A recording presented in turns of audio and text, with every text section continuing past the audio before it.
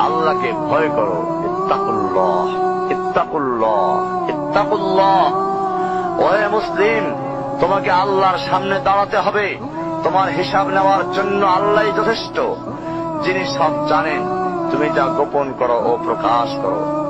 তোমাকে অবশ্যই মৃত্যু বরণ করতে হবে।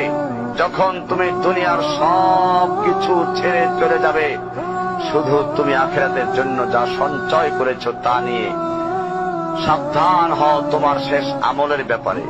তুমি জানো না কখন তোমার শেষ মুহূর্ত। তুমি কি প্রস্তুত মৃত্যুর জন্য?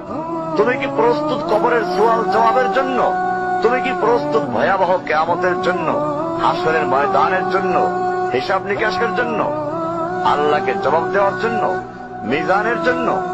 তুমি কি প্রস্তুত চুলের চাইতে সূক্ষ্ম, তরবারির চাইতে ধারালো পুল সিরাতকে পাড়ি দেওয়ার জন্য? ভয়ঙ্কর তুমি জাহান্নামের ভয়ঙ্কর আযাব থেকে আত্মরক্ষার জন্য কাজ করছো তো?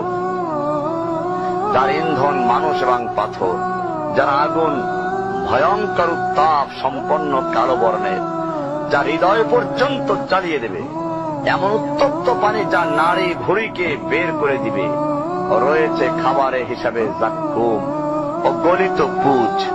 জাহান্নাম অসম্ভব গভীর, ভয়াল জায়গা, কঠোর হৃদয় ফেরেশতারা নিযুক্ত, যেখানে শাস্তির মাত্রা বৃদ্ধির জন্য শরীরকে অনেক বড় করে দেওয়া হবে। চামড়াগুলো জ্বলে যাবে, বের হতে চাইবে, বের হতে পারবে না। মৃত্যুকে ডাকবে, মৃত্যু আসবে না।